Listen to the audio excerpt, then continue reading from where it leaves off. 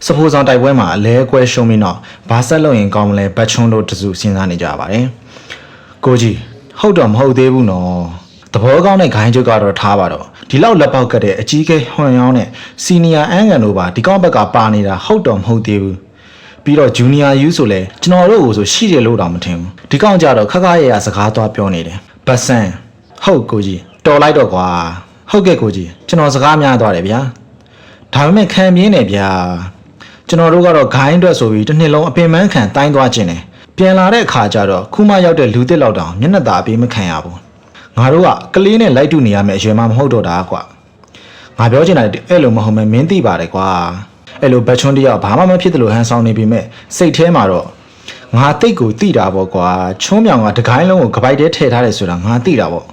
့ဒါပေမဲ့ဘာလို့ထည့်ထားနိုင်လဲဆိုတာစဉ်းစားမရတာပဲငါတို့တကားပိတ်လေးချင်းဖို့ခီးမထွက်ခင်မောက်မှာကဒီခွက်လိုပဲပြိုလဲပျက်စီးနေခဲ့တယ်အဲ့အချိန်တုန်းကဆိုဒုတိယတန်းတွေကဂိုင်းရဲ့မျောလင်းချက်ပဲအဲ့အထဲမှာမှငါဆိုတဲ့ဘတ်ချွန်းကအတောက်ပါဆုံးမျောလင်းချက်ပ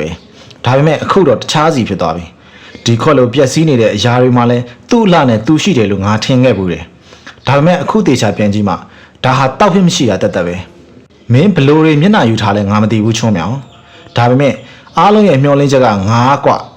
မောင်ဝါကိုပြန်တိဆောက်မဲ့သူကလည်းငါပဲဖြစ်ရမယ်ကွကိုကြီးဒီကောင်ကိုဒီတိုင်းပဲလွတ်ထားတော့မှာလားမလွတ်ထားလို့တခြားဘာလုပ်နိုင်သေးလို့လဲမဟုတ်ဘူးလေဒီတိုင်းလွတ်ထားရင်ခိုင်းထဲမှာဖြစ်ရှင်တိုင်းတွေဖြစ်ကုန်တော့မှာပေါ့ဗျဒီကောင်ကိုနည်းနည်းလောက်ပညာပေးတင်တယ်မထင်ဘူးလားခုလောလောဆယ်တော့စိတ်လျှော့ထားအောင်ဘာမှမလုပ်ခင်ငါတို့တည်တင်တာတွေအရင်တည်ထားဖို့လိုတယ်ကွတည်တင်တာတွေကိစ္စတိုင်းမှာအကျိုးနဲ့အကြောင်းဆိုတာရှိတယ်အကြီးအကဲနဲ့စီနီယာတွေဒီကောင်ကိုဘာလို့မျက်နှာသာပေးနေလဲဆိုတာအရင်တည်ထားဖို့လိုတယ်ဒါဆိုဘယ်လိုသိအောင်လုပ်ကြမလဲအဖြေကဟိုမှာလာနေပြီကွအဲ့လိုနဲ့ယွန်ချောင်းရောက်လာပါတယ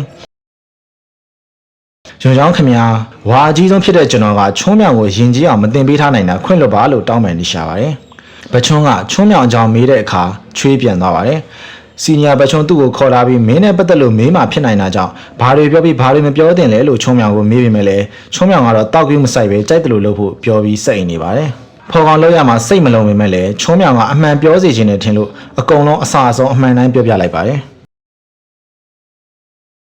ဒါဆိုအဲ့ကောင်လေးကခိုင်းရဲ့ရေဒနာနဲ့တိုင်းချမ်းတွေရှာတွေ့ခဲ့တာပေါ့ဟုတ်ပြီးတော့စီးရင်စာအုပ်တွေပြန်တွေ့တဲ့အပြင်အကျွေးလဲရှင်းဟွာရန်နဲ့ကစီးပွားရေးတွေကိုလည်းပြန်သိမ်းပေးခဲ့တယ်ပေါ့ဟုတ်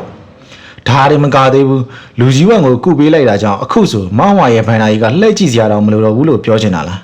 ဟုတ်မှန်ပါတယ်ဘချွန်းတယောက်စွန့်ရသွားပြီးယုံချောင်းကိုပြန်လွတ်လိုက်ပါတယ်ဒီတိုင်းဆိုမျက်နှာသာပေးုံနေမဟုတ်ပဲခေါင်းပေါ်ရွက်ထားရင်တော့မဆန်းချောင်းနားလေသွားပါတယ်ဘတ်ဆန်းကမောင်ဝါရဲ့အခြေတရားကစီးပွားရေးမဟုတ်ပဲတိုင်းပညာဖြစ်တာကြောင့်သူတို့သာမောင်ဝါတောင်စုံတိုင်းဖလှယ်ပွဲမှာရလက်ကောင်ရရင်ချုံးမြောင်ထက်ပူတာနိုင်ကြောင်းပြောမှဘချွန်းစဉ်းစားသွားပါတယ်ဒီအပြင်တတိယတန်းတွေလည်းဝင်ပြန်ရမှာဖြစ်တာကြောင့်စီနီယာတယောက်အနေနဲ့ဂျူနီယာလေးတွေတိုင်းကျင်တာကိုကြီးကြပ်ပေးတဲ့နဲ့မထင်ဘူးလားလို့ပြောတဲ့အခါ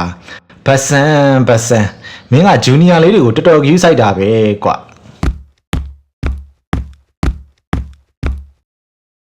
ရွှေချောင်းပြန်ရောက်တဲ့အခါချုံးမြောင်ကတော့အဲ့လိုကောင်းနေတော့မှစီနီယာဘတ်ချွန်းကဂျူနီယာတွေကိုအနိုင်ကျင့်တတ်တဲ့သူမဟုတ်ပေမဲ့ဒီတစ်ခါတော့သူ့မာနာထိခိုက်သွားတာကြောင့်ဘာတွေဆက်ဖြစ်မလဲမှန်းမရတော့ပါဘူးဒါကြောင့်တတိယတန်းတွေအကုန်ကြည်သွားကြည်လာဖို့ဂျိုကူကိုသတိပေးခိုင်းလိုက်ပါတယ်ဒါနဲ့လေကိုကြီးအေးမေးစရာတခုရှိလို့အေးပြောစီနီယာဘတ်ချွန်းနဲ့ချုံးမြောင်နဲ့ချရင်ဘယ်သူနိုင်မင်းထင်လဲ What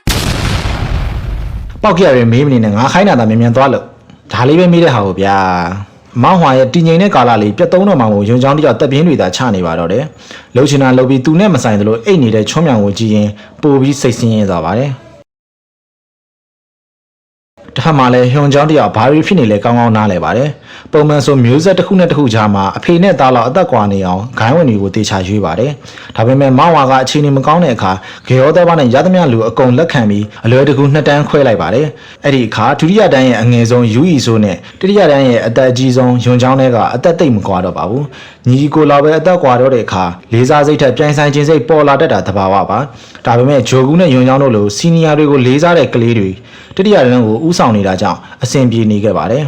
အခုတော့ချုံးမြောင်ရောက်လာတဲ့အခါတမျိုးတစ်ဖုံဖြစ်သွားပါပြီဘယ်လိုလုပ်တင်လဲလို့အန်ကန်ကမေးတဲ့အခါကြောက်ကစားဖြစ်တဲ့လူငယ်တွေရဲ့သဘာဝမှုအချိန်နဲ့ရင်အဆင်ပြေသွားမှကြောင့်လွတ်ထားပေးလိုက်ဖို့ဟွန်ချောင်းကပြောပါတယ်ဒါပေမဲ့အခုကတကိုင်းနေတာအချင်းချင်းလေးရ လက်လွန်ကုန်ရင်ပြဿနာတွေကြီးသွားအန်းကန်ဟုတ်ခိုင်းချုပ်သူတို့ကိုယုံပေးလိုက်ပါကွာဘတ်ချွန်းလိုကလေးကလက်လွန်တဲ့အထိမလုပ်ဘူးဆိုတာမင်းလည်းသိတာပဲဘတ်ချွန်းအန်းကန်ကြောင်သွားပါတယ်ပြဿနာကဘတ်ချွန်းမဟုတ်ပဲချွန်းမြောင်ဆိုတာခိုင်းချုပ်မသိပါဘူးချွန်းမြောင်ကိုတခါမှတိုင်းမတင်ပေးဘူးတာကြောင့်ခိုင်းချုပ်စိတ်ထဲမှာချွန်းမြောင်ကညံကောင်းကန်ကောင်းရုံတက်ပဲလို့သတ်မှတ်ထားတာပါဘတ်ချွန်းကရင်ကျေးပြီးတရားမျှတတဲ့ကလေးပါကွာသူ့မာနာထိခိုက်လို့သာစိတ်ဆိုးရင်စိတ်ဆိုးမယ်ဒုတိယတန်းနဲ့တတိယတန်းတွေအမုန်းပွားလောက်အောင်တော့သူ့လုံးမှာမဟုတ်ပါဘူးကွာဘာတွေစိတ်ပူနေတာလဲဟုတ်တာပေါ့နော်တောက်ကျိုးတွေတော့နဲကုန်တော့မယ်ထင်ပါတယ်ကွာအသက်လေးတော့ချမ်းသာပြီပါဗျာပါဇက်မတော့လှုပ်မရတော့ဘူးလို့တန်ဆိုတာထုလေမာလေပဲကွာလူဆိုတာလည်းအရိုက်ခံရလေပိုတန်လေပဲအရိုက်မခံရတဲ့လူကမှုတက်သွားလိမ့်မယ်အဲ့လိုမနက်ခင်းလေးကျင်ကန်အပြီးတတိယတန်းတွေညှဉ်းညူနေကြတော့ဟဲ့အောင်တွေတိုင်းလေးကျင်နေတော့လှဲပြီးနားလို့ရတယ်လို့မင်းတို့ကဘယ်သူပြောလဲစိတ်ဘူးလို့လာစိတ်ကြည့်တာမင်းတို့ကရေးသားခိုးနေတယ်ပေါ့လေတိုင်းဖလှယ်ပွဲကရောက်လာတော့မှကိုမင်းတို့ကအလေးလိုက်နေကြတယ်ပေါ့အပြစ်ပေးတဲ့အနေနဲ့လေးကျင်ကန်ပြီးတာနဲ့တကိုင်းလုံးမင်းတို့တန်ရှင်းလုပ်ရမယ်ဖုံတစ်စက်မှမမြင်ချင်ဘူးကြားလား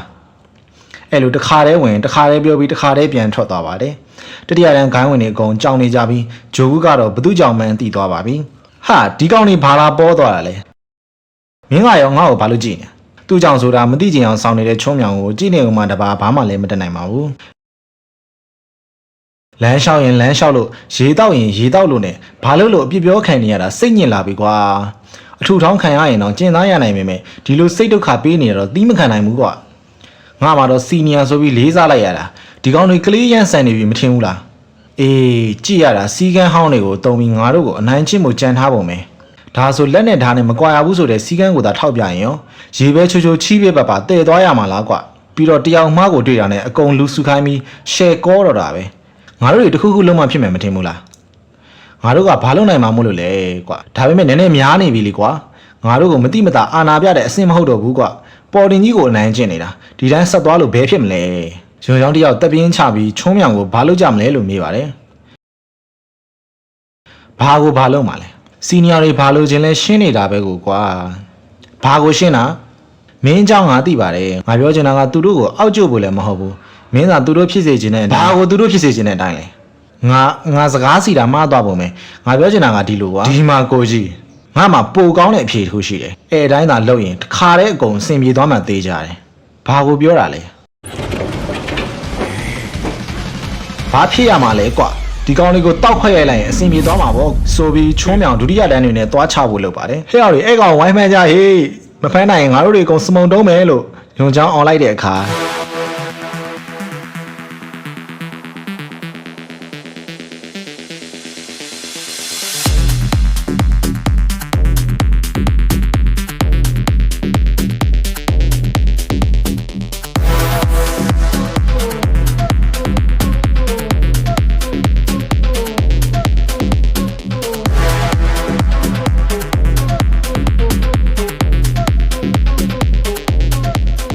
စိတ်လျှော့အောင်ဟာစီနီယာတွေကိုသွားချရင်ဂိုင်းကတော့ထုတ်ခံရနိုင်တယ်ဟုတ်တယ်ချုံးမြောင်မင်းဘလို့ခံစားနေရလဲငါနားလေတယ်ဒါပေမဲ့အခုကလက်တော့ပြန်ဖို့အချိန်ကောင်းမဟုတ်သေးဘူးကွာချီးကိုအချိန်ကောင်းတောက်ခွက်ရိုက်ဖို့ဆိုအချိန်တိုင်းကအချိန်ကောင်းပဲဟာ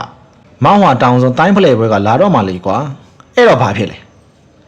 မင်းစဉ်းစားကြည့်အောင်စီနီယာဘက်ချုံးကဒုတိယတန်းတွေကိုကိုစားပြုမှာကွာသူသာမင်းကြောင့်ဒဏ်ရာရပြီးဝင်မပြန်နိုင်ရင်ဘယ်လိုလုပ်မလဲဒါဆိုလဲဝင်ပြန်နိုင်သေးလောက်တဲ့အထိပဲတမမှာပေါ့ဟာငါရဲ့တောက်ခွက်ရိုက်တဲ့စကေးဘယ်လောက်တိကျလဲမင်းလည်းသိတာပဲလူချောင်းတယောက်ကြက်တီးထသွားပြီးအဲ့လိုဆိုရင်တော့မရသေးဘူးကွာဂျူနီယာတယောက်စီမှာရှုံးပြီးတဲ့နောက်စီနီယာတယောက်အနေနဲ့မာနတွေရိုက်ချိုးခံရပြီးစိတ်တက်ကြသွားလိမ့်မယ်အဲ့ဒီခါတိုင်းဖလှယ်ပွဲမှာဘလို့မှရလက်မကောင်းနိုင်တော့ဘူးတောင်စုံကကောင်းတွေအနိုင်ကျင့်တာထက်ငါတို့စီနီယာတွေအနိုင်ကျင့်တာကိုပဲခံမယ်ဒီတစ်ချိန်ပဲတီးခံမေးပါကွာငါတောင်းမှန်တယ်လို့ရုံချောင်းကပြောတဲ့အခါချုံးမြောင်မယုံတော့ပါဘူးဒါဆိုတိုင်းဖလှယ်ပွဲပြီးတဲ့အထိတီးခံရင်ရပြီလားအေးအဲ့ဒီအထိပဲဟုတ်ပြီမင်းမျက်နှာထောက်ပြီးငါနားထောင်ပေးမယ်ဒါပေမဲ့ငါ့ကိုသူတို့ကအရင်လာချရင်ရောအဲ့လိုကတော့သူတို့လုံမှာမဟုတ်ပါဘူးကွာတကယ်လို့လောက်ခဲ့ရင်တော့လေမင်းသဘောပေါ့ကွာအိုဟိုးတကယ်ပေါ့ကြိုက်ပြီလေချုံးမြောင်လို့စိတ်ဆက်တဲ့ကလေးကိုစွပေးလိုက်ရင်သူတို့စီလာပြီးပြဿနာရှာမှာပါပဲအဲ့ဒီအခါစီနီယာကဂျူနီယာကိုစုံးမတဲ့ပုံစံနဲ့တစ်ချက်နှစ်ချက်လောက်တီးမယ်ဆိုပြီးကြံထားကြတာပါအခုတော့ဘတ်ချုံတို့ထင်သားသလိုဖြစ်မလာပါဘူးဒီထက်ပိုပြီးဖိအားပေးရင်လည်းသူတို့အလွန်ဖြစ်တော့မှာပါတိုင်းဖလှယ်ပွဲကလည်းနီးတဲ့နီးလာပြီမို့ချုံးမြောင်ကိုလက်စားချေဖို့အတွက်နဲ့ဒီထက်ပိုပြီးအချိန်မသုံးကျင်တော့ပါဘူး ဘယ်လိုလုပ်ကြမလဲလို့ဘတ်ဆန်းကမေးတဲ့အခါချုံးမြောင်ကမောက်မာတာမှန်ပေမဲ့သူ့မှာအရေးချင်းရှိတာလည်းညင်းမရဘူးစီနီယာတယောက်အနေနဲ့သူ့ကိုလမ်းမှန်ရောက်အောင်တင်ပေးဖို့ငါတို့မှတာဝန်ရှိတယ်အနုနီးနဲ့မရရင်အကျန်းကြီးတုံးကြတာပေါ့ကွာလို့ဖြေလိုက်ပါတယ်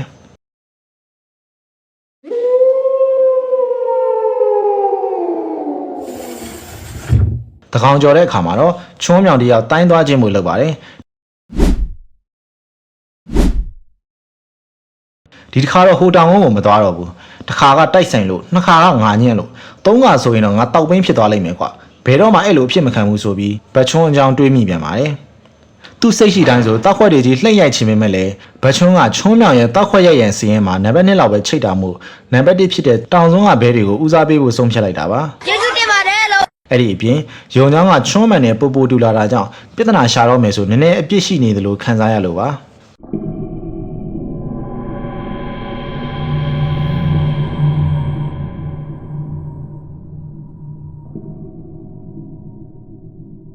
ဓာတ်တိုင်းချင်းမို့လှုပ်တဲ့အခါမှာတော့ပတ်ဝန်းကျင်ကိုသာအရင်ထက်စစ်ပြန်ပါတယ်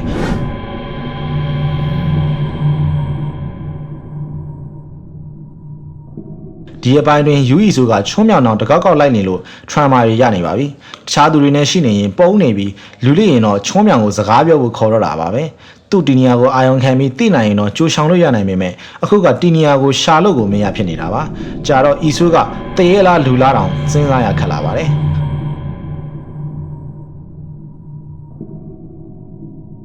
ဟာငါဘာတွေတွေးနေတာလဲကွာတရေဆိုတာတကယ်မှမရှိတာကြီးကို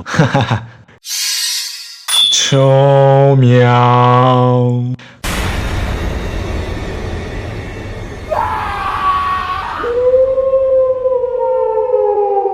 ဟာမင်းမေကြီးတော့ဘာတော့ဟာတ냐တကအနားလိုက်ကိုထင်းလေးပါလေအရင်ပြလို့ဘယ်နှခါပြောရမလဲဒီမှာနှလုံးရောဂါရတော့မယ်ဗျငါကစီနီယာနင်ကဂျူနီယာနော်အဲ့ဒီတော့နင်ကငါ့ကိုရိုးရိုးသေးသေးစကားပြောတင်တာပေါ့ချီးကိုစီနီယာဒါနဲ့နေပါအောင်ဘာလို့ငါတော့တကောက်ကောက်လိုက်နေရတာလဲနင်ဒီလိုလေးတန်းနဲ့ပဲပြောနေတော့မှာလား